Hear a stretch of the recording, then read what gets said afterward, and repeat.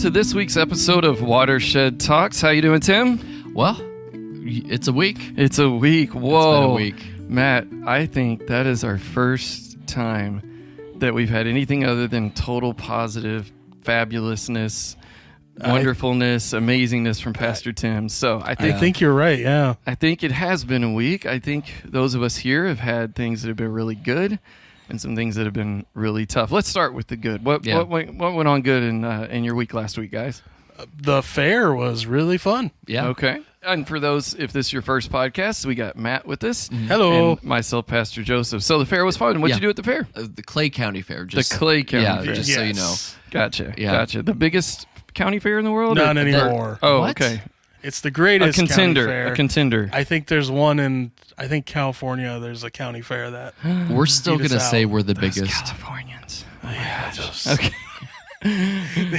Look, I've never seen anything bigger. Yeah. it is quite in my massive. journeys. It's fun. Is. Yeah. So what do y'all do at the fair? What did you enjoy, and what's your sort of your speed at the fair? Well, I mentioned this before in another podcast, but help with the grandstand as in the stage. Yep. So part of that, which is always fun because you get to see the same people who do it every single year. And this is my third year doing it, but there's some people who've been doing it for like 12, and our leader, the guy who we all talked to, this was his 28th. Yeah. I would say And that's easily so- the most quote-unquote professional venue that we have in Clay County, don't you think? I mean, you got the green but that's up in Arnold Yeah, Park. and that's Dickinson. very nice. Yes, I would say see- comparing because we borrow Arnold's Parks. Right, but as far as here in Clay County, I don't think there's another No. stage anywhere the near clamshell the at least. I mean, I like it, works. but Yeah, the stage that we use once a week every year, and it continues to fall apart. oh well, we're getting some editorial comments there. Pastor Tim, what'd you do at the fair? So I drove golf carts, which is you drive it I'm from still the, just seeing you doing donuts like you did at youth camp. I couldn't do it because like I was they're- wondering, did you pull one off? No, they're intense. Like the people driving golf carts. Like so, apparently, when you drive golf carts, pedestrians do not have the right of way. You like Really? Yeah, I think it's made up. Yeah. So I was like people behind me because I would stop for pedestrians. The people in the golf carts behind me would be like, "Tim, go." Oh, like, okay. but there's a human here. And, There's a human here. don't just keep going. So you learn to be very aggressive. I had a golf cart that it would jump every once in a while when it started. You didn't know when it was going to do it, Oh, okay. so it was like catch One of those like electric, but it still had like a no, like it was a gas. It was gas. It was like a belt was Okay. Oh, loose, and then okay. it would tighten. And so every once in a while, I do a wheelie. It was kind of fun. I knew you were pulling off something. I knew you were going to pull off some kind of silly thing. But otherwise, the other thing that I enjoyed was I'm not a big fair food person, but I went to the Branding Iron, and oh my gosh, that was like I the missed best that one this year. Yeah, I best missed it. cheeseburger. If they were to open up a shop and do it year round, it would be amazing. That'd be cool. So, this was some of the like really fun stuff in our week, and I think it was fun and also a blessing, which is what happens when we're missional and we serve. But we also all experienced something really tough, right? There was an assassination of somebody that was, I think leader is a right word, Yeah. right? In the faith arena. Somewhat political as well, who was assassinated. This is on the heels of other assassination attempts of other figures. Of course, we've all heard about the mass shootings in schools. It feels like it's getting where we're. Y'all tell me your experience. I feel like we were very raw about this stuff when it first started happening. Then we went into kind of a numbness over it. It was, and then it feels like the grieving has come back up now. I feel like people are. I mean, how about y'all? Are y'all? Was it? Yeah, You feeling the grief? Yep, most definitely. Yeah. And I mean, this isn't like it could have been anybody shot in a public square as it was, like no matter what Yeah. to replace any of the variables is devastating, and it's something that I've definitely been processing this week. Mm-hmm. You know, would that term apply to what you've been feeling, Tim? Or Yeah, so with the assassination, and I'll say Charlie Kirk and I'm sorry if I didn't say. Oh that. yeah, Apologies. yeah, we try to we actually as a podcast we were talking about, we don't want to get too political because we want this to be where This is everybody about can. The Bible is right. about our faith walk, but he was a part of getting a certain generation to think about faith again. And, Exactly, and yeah. bring it back. Yeah. And so I think what makes me really sad about it is the fact that like people are now getting killed because of their speech. And to that's one of the things that kind of makes America a great place to be, is we can actually have that freedom of speech, but then when that's taken away, it's just it's a scary thing when we resort to violence. Yeah, and I mean, I hope that I felt God sort of took over, and the sermon that I preached, I think, speaks to this in some regard. I guess we'll see. But we have gone to a point where disagreement is validation for dehumanization, whether that's correct. Yeah, whether that's attempted murder or other ways to just totally treat someone like they're not even a person anymore. Exactly. And that's sad. That needs to stop from all quote Both unquote sides. sides. Yeah. All sides. If Yep. there's a third one, all sides need Yep. to stop that. So, well, if y'all don't mind, why don't we pivot into the sermon, and we'll see if maybe it can help with some of this grieving, and maybe not, but let's just see what God does. So I had the honor of preaching because you were gone doing your service, which we thank you for, by the way. Oh. And it matters. So, sincerely, thank you for doing that. I decided to go with an Old Testament story. Is that a shocker? You like your Old Testament, I'm an which Old is Testament guy. I actually do too. It just sets it all up. Mm-hmm. And I guess I'm such a context guy. I don't know. But anyways, I went with the story of the 12 spies. Mm-hmm. And I actually personally, I prayed over this and I felt God tell me this is the one to use. I had I don't know if you do this, Tim, when you preach. I had some of my own personal ideas of why God was wanting this one. Mm-hmm. And then everything that happened, and I think it ended up being really totally other reasons than I thought, but it worked, there was something in that discernment that God knew what to do, and so I think that's a sign of a good preacher, is that you feel like, okay, this is where God calls me, and then you get into it and you allow the Holy Spirit to work through you throughout the week. Because if you're like, nope, this is what I'm going to say, and you're too sort of having the agency of why and where and what it's doing instead of leaning on that. But anyway, so I guess we'll do our regular recap of what this story is. Matt, do you know the story of the 12 spies? Yes. Well, how about you give us the sort of highlight version of what happens here? Woohoo! I'll try to remember and visualize the cartoon that I used to watch that showed me to it. Where they're like a spaceship or something? No, this is another one. Oh my gosh.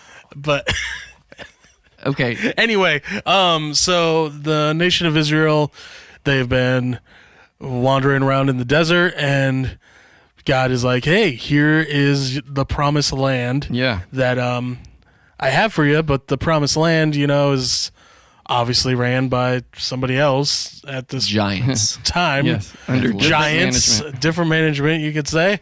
And so they send in 12 spies to go undercover and go look out, and see what they find. And they find that it's a land filled with milk and honey, but there are giants. Yeah, I got the word wrong. It's not Nephilim, because that's the angels. It's I'm sorry, It's Nephilim, right? Yeah, Okay. sons of Anak, descendants of Anak is a safer way, but yeah. Yes. Big so guys. We know that Goliath was part of that line based on the scripture, and so yes, it's giants. Yes. And so 10 of them come back, and they're like, freaked out. And then what I find cool, which maybe we'll touch on, is Caleb then speaks up and is like, wait a second, this is our promised land. We can take it. And then Joseph, right?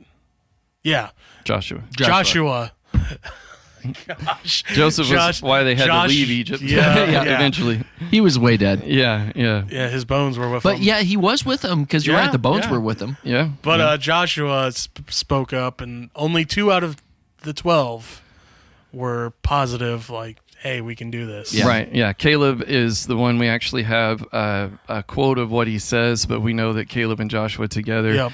And so I need to sort of go over a concept and a new word for some, and then hopefully we can dig in a little bit more. And that word is telos. All right. Telos. Telos. It comes from the Greek. And it is a theological term that's been around for, half a century or so. And what it's trying to get at and describe is if you can imagine yourself on like a timeline of the rest of humanity, and wherever you draw that line, and now we're going to be in the new heaven and earth, right? The end of the story that believers know is true and know is coming and that's part of what we're believing is that God has it in the end. It's going to be a fairy tale ending, so to speak, right? Correct. Yeah. That there is a retroactive effect that if you can imagine a line, a little string, something connecting you to that end has an impact and an effect, or it should, on how you actually go through life. This is your telos. This is your telos. I'll read a few quotes just to help explain it. One here, the place we unconsciously strive towards, or better yet, is our heavenly heading. So I showed the kids a compass, and I taught them kind of what taking a heading is a little bit. You know, that's where you use a compass to get your direction of where you're going. And so telos is a bit like our heavenly heading. One other one, a trustworthy vision of the future that works retroactively to orient us along the way. Our telos is something that, I didn't say this in the sermon, but I thought of it later. Our beliefs are typically what we can say about ourselves. Our telos is what everybody would say about us that's around us. Oh, wow. It's more what you live out. It's more how you actually go through the day. And it's some of what I think New Testament's talking about fruits.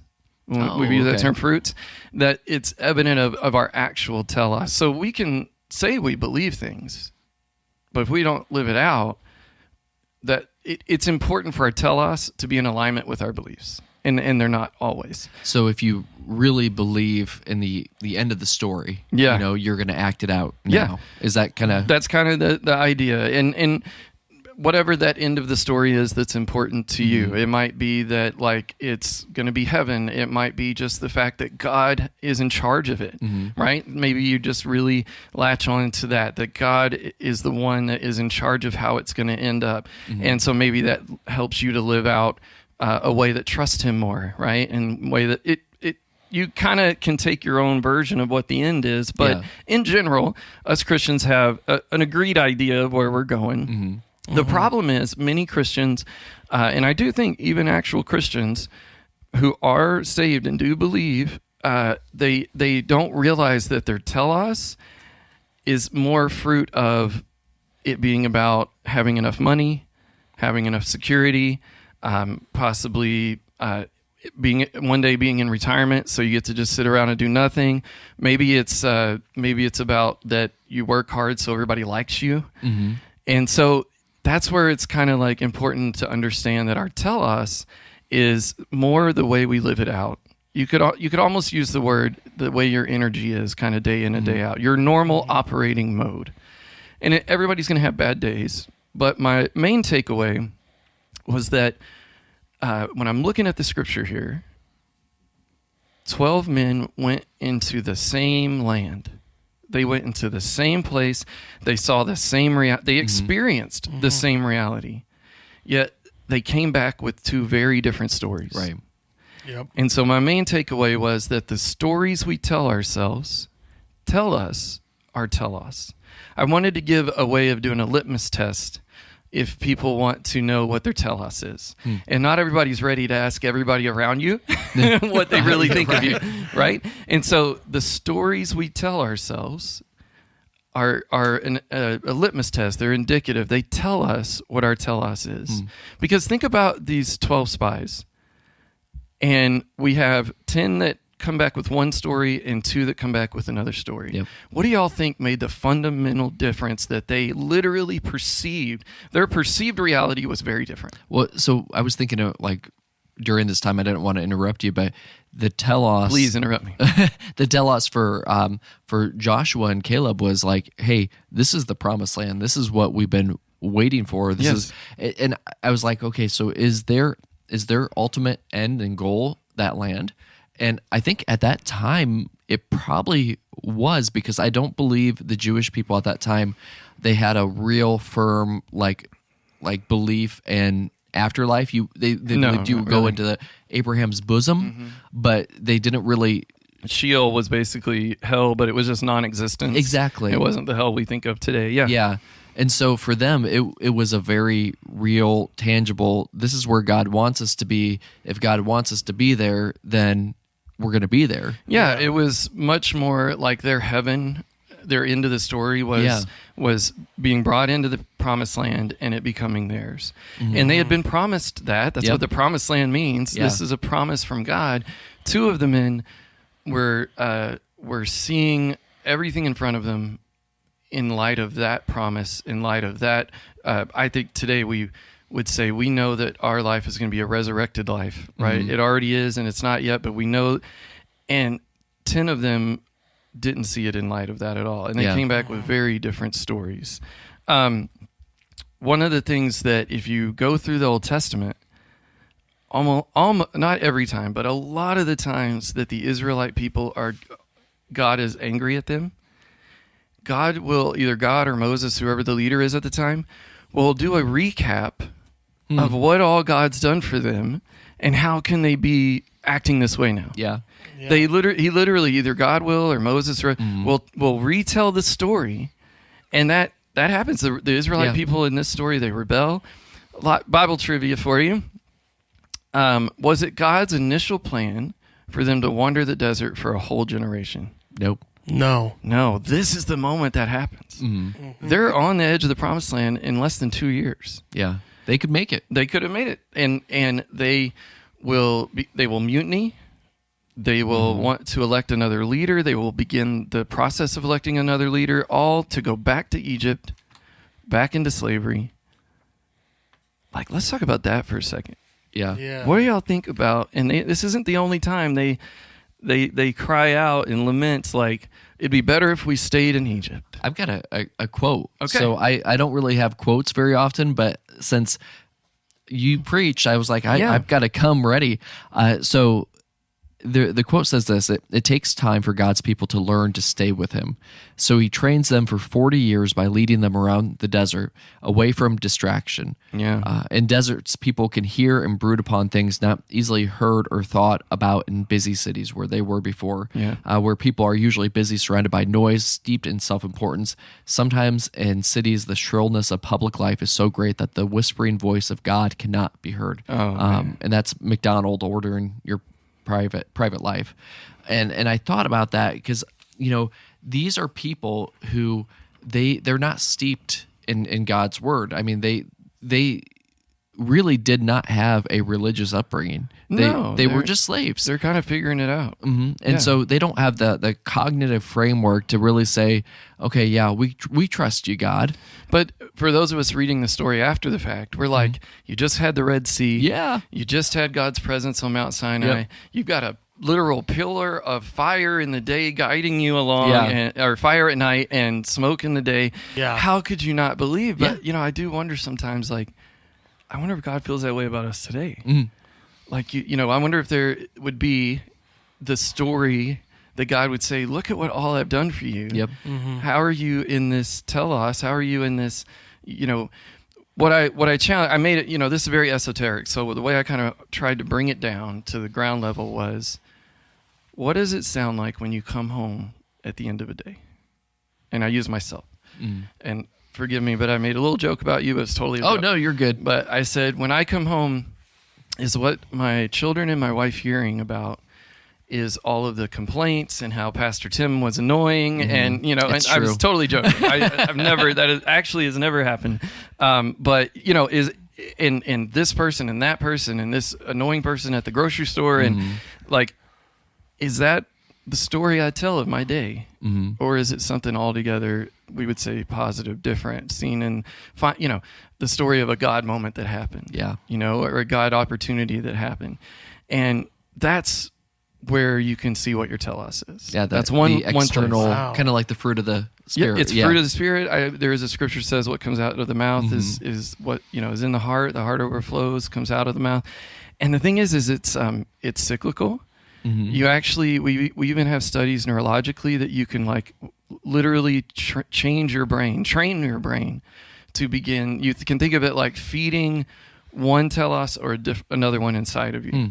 And literally the action of saying things out loud has an impact of like biologically changing your brain. Yeah. And beginning Wow. to, and I think spiritually too, right? Trivia question. Out of the people that are here, there are only 2 that get to see the promised land. Caleb and Joshua, Caleb and Joshua. which And- is so Yep. funny because they would be so old. Oh, well, yeah, I mean, Well, probably so. yeah. But, in what we read about when God declares this, because God says this right now in this moment, they will be the only 2. And he says, and he's talking about Caleb, he had a different spirit. Can I share something about Yes, Caleb? please. So I was doing my exegesis and I was just kind of looking up everything. So here's my trivia question. What does Caleb's name mean? Oh, go. It means dog. Yes. Interesting. Yeah. It's a Hebrew word for faithful or devoted and loyal, and it's related to the way that people talk about a dog. Is that It's like funny? a golden retriever. Yeah. Wow. Okay. Interesting. And I think it's chapter 14 in Numbers. I think it's 24. I'm looking at it. But my servant Caleb, because he has a different spirit and has followed me fully. Yeah, Right. loyal. Him and his descendants. Yeah. So going back into the scripture a little bit, I wanted to show y'all something that I thought was really cool, if that's all right. Yeah. As we sort of unpack this. Let's go to Numbers 13, verse 20. And if somebody would just read that one verse. Yep. How is the soil? Is it fertile or poor? Are there trees in it or not? Do your best to bring some back. Do your best to bring some of the fruit back from the land. It was a season for the first ripe grapes. And what translation is that? That is the NIV. Okay. In the in the ESV, it says, "Be of good courage," where you said, "Do your best." Right. Do your best. Yep. But think about that. Think about what Moses meant with that right there. Either whether you go with good courage or do your best. It's this, to me. It's saying go there with the yes already in your heart. Right. Like already, just instead of having all the human reasons,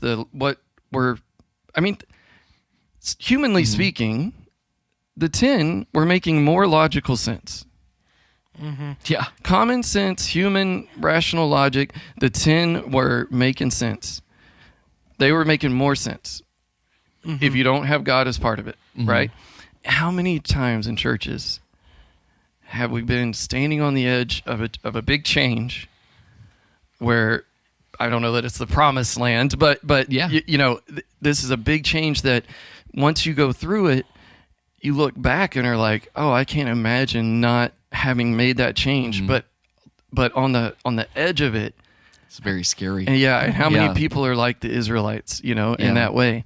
That word for good courage is the same Hebrew word when God hardens Pharaoh's heart.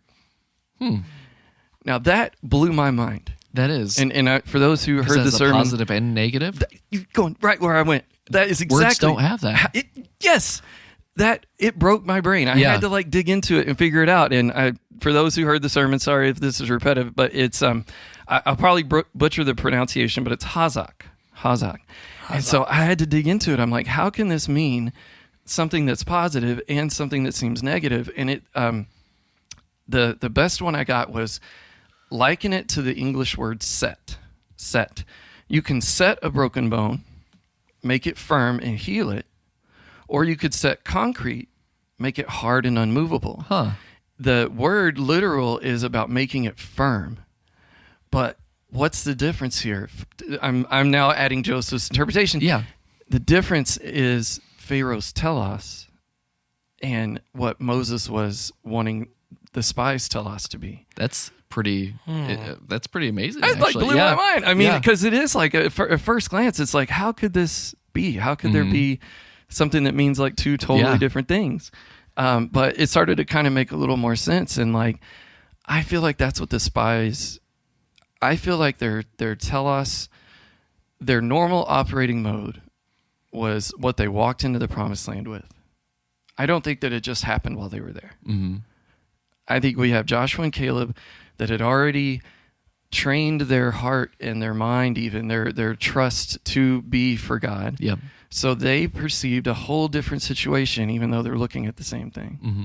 How many of us do you think have that? Even Christians. Oh, yeah, How many of us do that today in the reality we live in? And we look out at the reality we live in. I mean, does that make sense? And see very different things. Yep. I mean, you're well known in our podcast here as SpongeBob. So have you run into that before, where like people seem to just see the world very much different, very much like the 10 spies, where you're going, well, wait, but God's got it. Yeah. I'm trying to think of an example of what this would even be like, but yes. Because, I mean, like, objectively, we all have the same evidence in front of us. Mm-hmm. And some of it is really sad, but some of it is really wonderful. So isn't it fundamentally like a choice on how we see the world? Mm-hmm. And I feel like for believers, it's important to remember that God has it in the end. Yeah. You know? Yeah. And I mean, we can talk about it. This last week alone, what we opened with had a really wonderful, beautiful community coming together. Lots of joy and laughter and relationship building and just fun. And had this terrible assassination, right? And others, even in recent memory before that. Mm-hmm. So I guess I'll just ask y'all, do you feel that a Christian has any sort of calling or responsibility or whatever you want to call it to be one that not shallow and flippant, not like, oh, everything's okay. Yeah. Everything's okay. Yeah. No, yep, I'm good. God's, not, but that's different. Mm-hmm. But is there any responsibility or calling to a Christian to walk through this world still seeing that God's got it? I mean, what are y'all's thoughts there? Yeah, I would say there is, and because that's how we can bring hope to people is, hey, word. Eternity is on our hearts, on the hearts of every man. We can be like, hey, this world is temporary, and we have hope in the end. Yeah. That. Yeah. Yeah, and I'm thinking about it. The word that we use is like hermeneutic, like it's the lens you see the world. I was thinking through. Yeah. Explain that again if somebody's first listening. Yeah. So each one of us has a different kind of. We call it like a lens that you look. Like kind of like putting on glasses, and one might be one color, and it kind of colors it differently than another. So some people look at the world and they see joy and hope and all these other things, and oftentimes I would say that's kind of a Christian view. It's like a resurrection kind of hermeneutic. Like God can take the crappy whatever, and he can make good come from it. Yes. That doesn't mean that we automatically are, Pollyanna and like, oh, well, this is going to be okay. Right. No, you do mourn and stuff like that. But if you are not a person of faith and you don't really see anything other than just this life, the lens that you view the world through is almost like a nihilistic. It's like, well, I mean, yeah, like for Charlie Kirk, yeah, he did some great things. Maybe his legacy will live on, but we'll go on. Well, I mean, just talk about the stories we tell. Oh yeah, I can go online right now, and I can see in one regard related to Kirk, very different stories being told and echo chambered and right. For sure. Yeah. But in another regard, I'm seeing the same thing because I'm seeing Stanley Hauerwas said that our telos is to because we know the true end of the story. I'm adding that, but so we know the true end. Our job is to have a telos that is essentially that we are inhabiting the new vision inaugurated by Christ. That, like you said, resurrected lens, right? And seeing the different stories being told that really function just to entrench the let's call it the different sidesness, which is, I believe, part of why we're getting here. I'll just go ahead and share this. I shared it in on Sunday when we were in Texas. Less than 15 miles away, a church suffered a mass shooting during worship, and it was traumatizing even for just those of us that are nearby, because we could no longer sort of push these things off to, oh, that just happens in those crazy parts of the world. It's right here. And, our church had to get a security team, lock the doors. Like, our worship changed, and I think a sad way. But, I had this weird thought, Tim and Matt.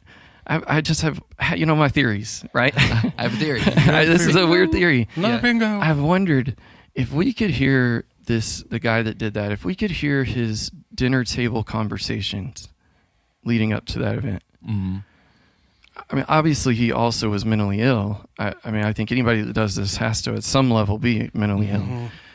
But I have a theory that those dinner table conversations or online conversations wouldn't sound much different than what a majority are saying and talking about. Do you get what I'm saying? The story being told. It's funny because we actually do know what some of the dinner table conversations, and it was a lot of hatred, right? And so the problem that we are encountering is there's so much hatred on both sides. Exactly. Well, that's what I'm saying. I mean, I'm seeing in one regard different stories, but then in another regard the exact same story. Does that make sense? How I'm putting for sure. that out? Yeah. Matt, did you have something to say? Well, I have a random piece of trivia. Okay. Since everyone seems to have random piece of trivia, do you know what Kirk stands for? No. The meaning behind Kirk is church. Oh, okay. Oh, really? Yeah. Charlie Church. Where's that from? It's from. That's what it means. Oh, okay. Sorry, I thought maybe there was like a language, I'm not a big theological, but I think it stems from like in the early days, what they would call a gathering instead of church. It was Kirk. Oh, that's interesting. Never heard that. Well, I kind of want to go back to that. Like, no, you're good. It's funny You that can edit out if you want to. But that's interesting. I think what we see is a pendulum switch. Always. Right now it's like you hear a lot of the I hate to be political, but like left leaning violence and stuff like that. And what I feel like a lot of times when you get to the point where you have to use violence, you're at a point where conversations break down and you can't see any hope. Well, yeah, because then depending on if you were to go, and this is what I mean by going online, there's another space where it's only about right-leaning violence, right? Right. And so that's why I'm saying they're what seems like different stories being told, but really they're having almost the same quality. Oh, yeah. And I guess I'm making a plea or a challenge, or maybe I'm just convicted myself. Probably it's just that. I'm probably just convicted myself to break it down to like, what does my family hear me? The stories day in and day out. What is my family hearing me say? What does the people around me say about me? Yeah. And not that it's people pleasing, but just I want God to be at least.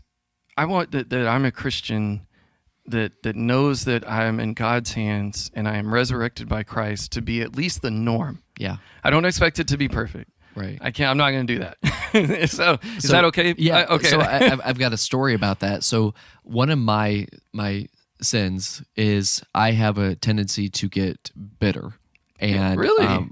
Yeah. How does the SpongeBob get bitter? Okay, so here's how. When I growing up, I had a real issue of fairness, and so when I see people get something that I don't think that they deserve, it's right. in my head. It's a story I'm telling myself, like, Yeah. oh, they don't deserve that. They didn't work for that. Then We should do a fairness episode. Yeah, keep going.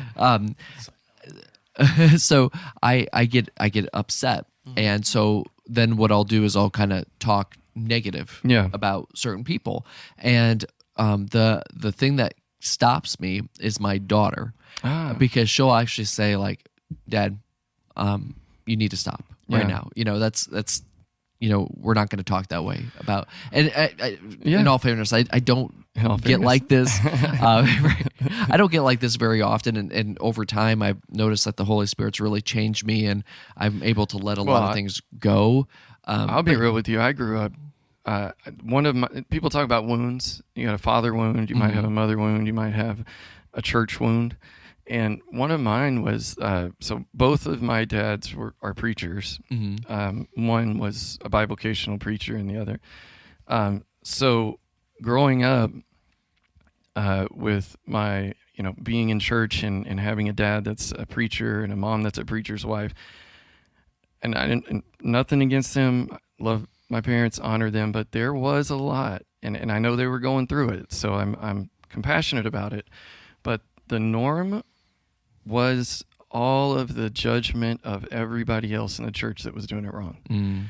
There was just so often the talk was, around the Sunday afternoon lunch was, this person that's being frustrating and that person that, right? It's so easy to get into it. We like thrive on that a little bit. It's like, ooh, juicy I know, gossip. Yeah. Well, and it's, I've been at that place before where it's you get home and it's like, well, so and so did this, and and it's, but then the kids are hearing it, and so one of the things that my wife and I do is if we have those kind of conversations, we do it away from the kids, because sometimes you do have to talk about that kind of stuff. But you're right. I mean, it sets that precedent, like we're going to talk negative about people we don't like. Yeah, and Matt, I think our Friday study has come to this word a lot. It's about balance. Yeah. That, and we do not need to live with so much quote unquote hope that we become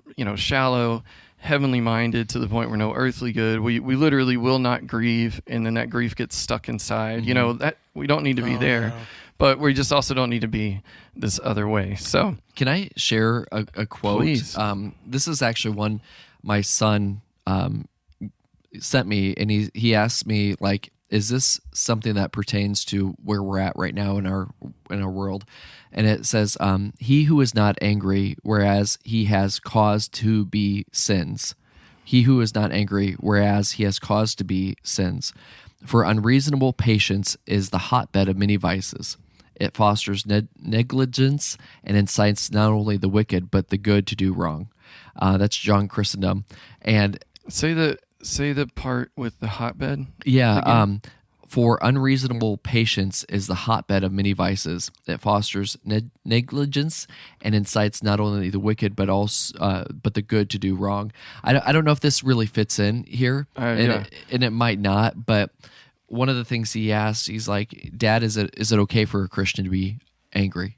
And open the Psalms, buddy. No, right?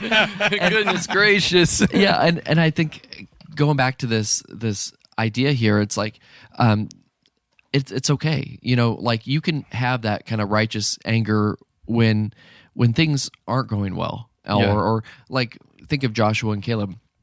Don't you think they were mad at the other 10? It's like, you don't trust God. Yeah, well, I would. I think what I'm about to say might take just a second. So, is there anything else on that? You can chapter take it out 14, verse 1. The congregation raised a loud cry, and the people wept that night. Mm-hmm. Now, I'm going to read it one more time, and I would like us to think about this. I find that the story of the Israelite people in the Old Testament is very much meant to be simpatico with what we go through as a Christian people today. Okay, Yeah. so I'll read it one more time and think about this last week. Then all the congregation raised a loud cry, and the people wept that night.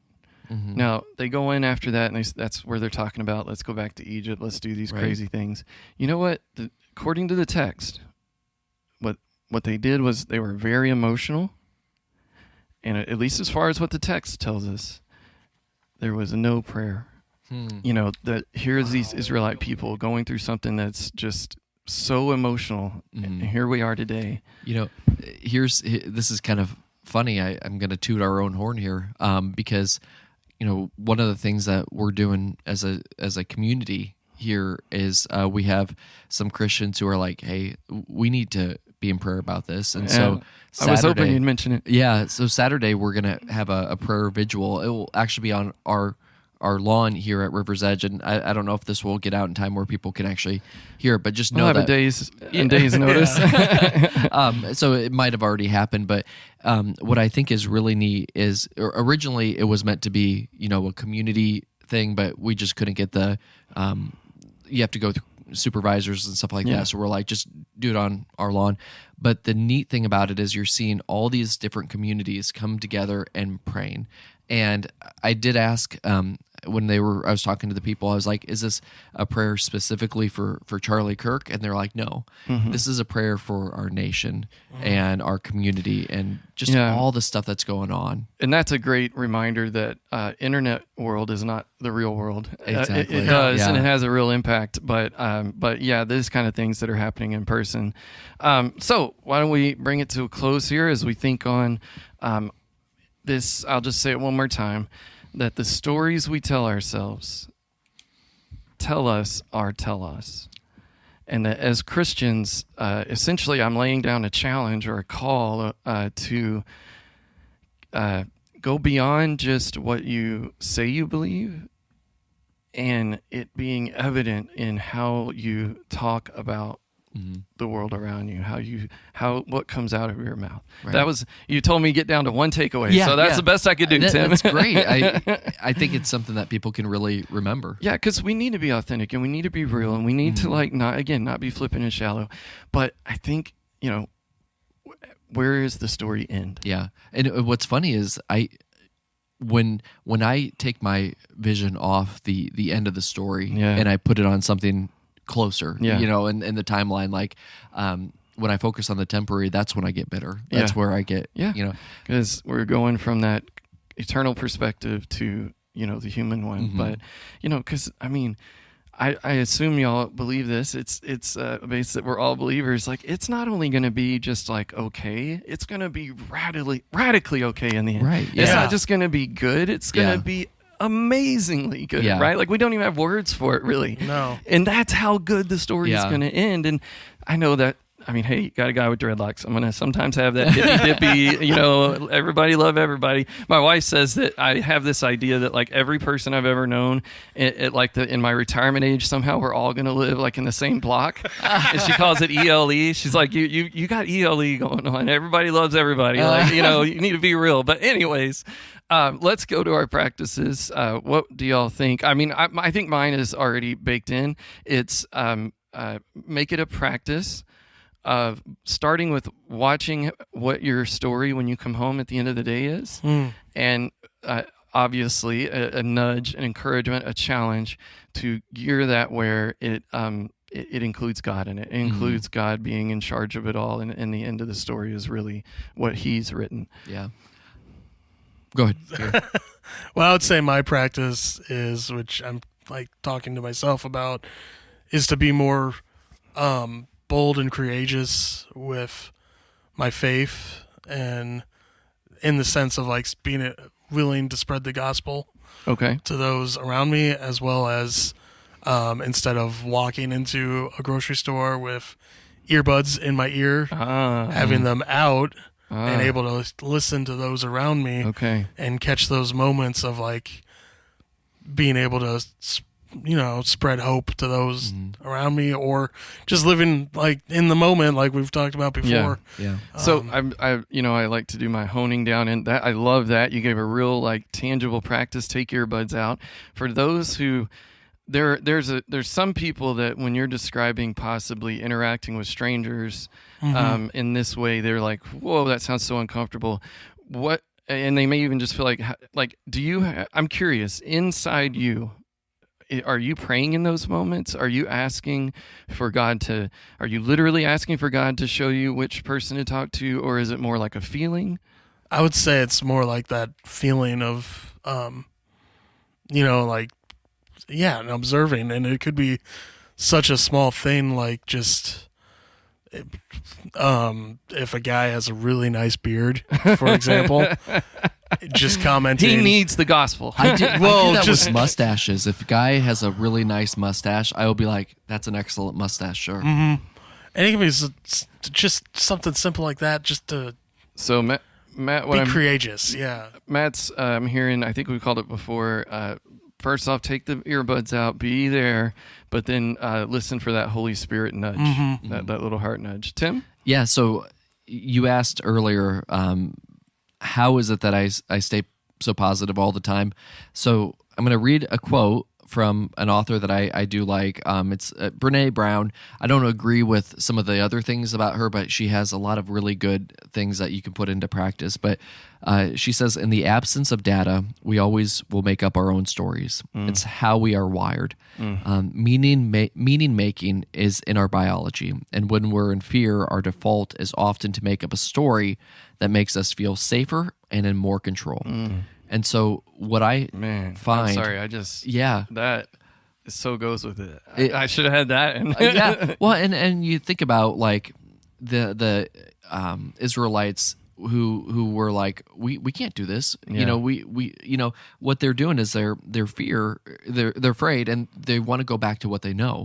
But your thing, like, they didn't have the data that they had was two different perceptions, two different stories, and they just picked the one for whatever reason. Well, they picked it because it's safe. Okay. They're like, hey, slavery is safe. Slavery is safe. Some of us might die. Right. But I love that idea of like the absence of data leads to that because for sure. Yeah. And that was actually what I was going to pick up on. Is, okay. When I get upset with somebody, I oftentimes try to attribute their actions to some sort of motive or some kind of nefarious. That's what it is. You're writing a story where they're the villain. Yeah. And like, how could they do that to me? They're so inconsiderate. And what it's doing is it's really building up my own ego and saying they're hurting me. Yeah.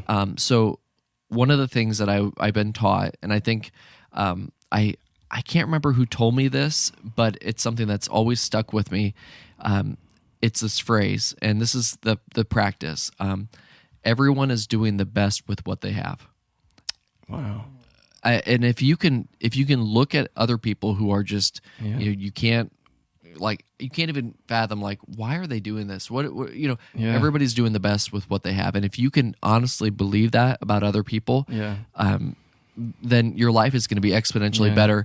And so when you think about people who are abusive, they're doing the best with what they have. I'm not saying it's good. No. I think, isn't there the movie like The Shack or something? Wasn't that like a movie that came out? Yeah, Isn't that what it's called? It was a book, and then it's a Christian book, right? And movie. And I highly encourage watching the scene. And I'm sorry to interrupt you, but this is a scene that there was a father that was abusive in different ways, and there's this moment, and I might be getting it wrong, but where the son is allowed to see the father's entire life, or at least his life as a kid and stuff, and he's able to see, like, essentially that this is what his dad had to work with, in a way, right? And so keep going. Well, and by doing that, when you realize that, kind of like with that father, it's like you're able to give people grace, and say, you know what, something's going on there. I don't have the full story. Right. And so I'm going to choose to offer them grace and just say, you know what, maybe that's the best that they have to offer at this time. Yeah. You pray for them. You hope that they do see things differently. But if you just go around with anger and bitterness in your heart all the time, you're just going to be a horrible person. So help me know the actual practice. We're encountering a person or a situation that we have an instinct to make them the villain. What's the actual in the moment thing I do? Yeah.